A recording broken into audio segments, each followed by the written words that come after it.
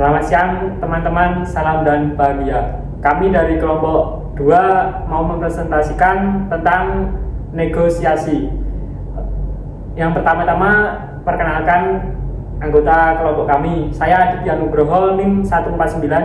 Saya Andika Asin, NIM 126. Saya Maulana, NIM 139. Saya Alifaina Zulfa, NIM 148. Saya Irnafis, NIM 121.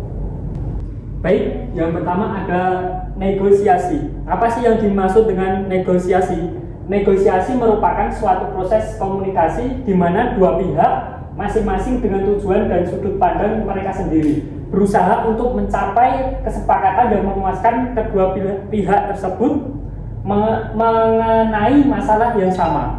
Nah, menurut KC, keterampilan bernegosiasi dapat dibedakan ke dalam dua kelompok, yaitu keterampilan konvensional untuk negosiator konvensional dan non-konvensional untuk negosiator non-konvensional. Dan yang kedua ada menurut Oliver, ada 6 kunci dasar yang perlu diperhatikan dalam bernegosiasi. Antara lain persiapan yang baik, berlatih, menggambarkan posisi Anda, membuat rencana penawaran dan persetujuan. Oke, selanjutnya akan diteruskan oleh presenter kedua. Selanjutnya kita memasuki hal yang perlu diperhatikan dalam bernegosiasi, yaitu ada persiapan yang cermat sebelum proses negosiasi berlangsung. Pelaku negosiasi hendaknya melakukan persiapan untuk hal yang akan dinegosiasikan kelak. Kemudian presentasi dan evaluasi yang jelas mengenai posisi kedua belah pihak.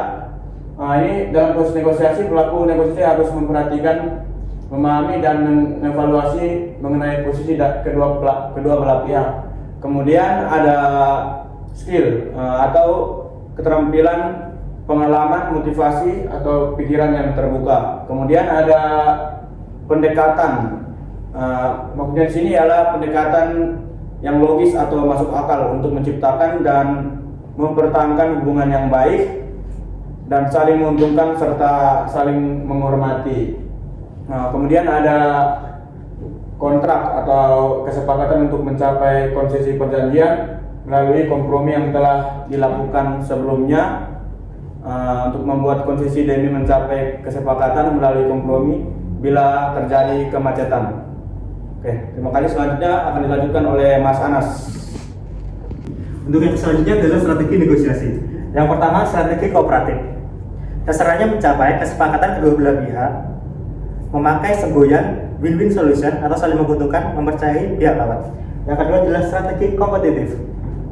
Dasarnya strategi ini adalah mengalahkan lawan, tidak mempercayai lawan, dan siap bertarung. Menuntut sebuah konsensi, menegaskan posisi, dan melancarkan tekanan. Untuk yang terakhir adalah strategi analisis. Berusaha kreatif dan bersama-sama mencari alternatif solusinya. Menggunakan kriteria yang objektif dalam mengambil keputusan, membuat alasan yang rasional dan bukan atas dasar perasaan. Baik, untuk yang selanjutnya dipresentasikan oleh Mbak Alifa.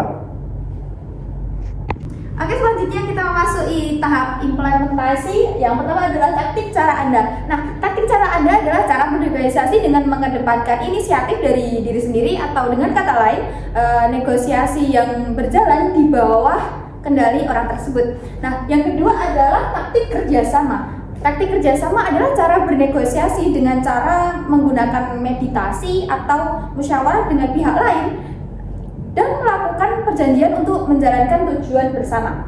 Yang selanjutnya adalah taktik tidak bertindak apa-apa. Nah, taktik tidak bertindak apa-apa ini adalah cara bernegosiasi dengan cara bersikukuh dalam pendirian sebelumnya, atau bisa dikatakan bahwa pendapat pihak lain tidak menggoyahkan apa yang sudah diputuskan dari awal. Selanjutnya yang terakhir adalah taktik melangkah ke tujuan lain. Nah, taktik melangkah ke tujuan lain ini adalah cara bernegosiasi dengan memilih alternatif lain atau memilih untuk menghindari pembahasan sebelumnya. Hal ini biasanya terjadi karena negosiasi yang berjalan tidak mendapatkan solusi yang tepat. Oke, selanjutnya presenter terakhir adalah Mas Nafis. Silahkan untuk Mas Nafis. Oke, selanjutnya ada tipe negosiator. Yang pertama ada negosiator curang. Negosiator curang adalah tipe negosiator yang menggunakan taktik etis atau strategi yang tidak jujur atau tidak etis dalam proses negosiasi. Terus yang kedua ada negosiator profesional. Negosiator profesional adalah tipe negosiator yang memiliki keterampilan dan pengetahuan yang baik dalam proses negosiasi. Terus yang ketiga ada negosiator kurang pintar. Negosiator kurang pintar adalah tipe negosiator yang mungkin kurang dalam hal pengetahuan, strategi atau pemahaman tentang proses negosiasi. Terus yang terakhir ada negosiator naif. Negosiator naif adalah tipe negosiator yang cenderung terlalu percaya pada pihak lain atau mudah dipengaruhi. Oke, terima kasih. Sekian presentasi dari kelompok kami. Kami mohon maaf jika ada kesalahan yang kami buat dalam presentasi kami. Salam dan bahagia. Salam. Salam.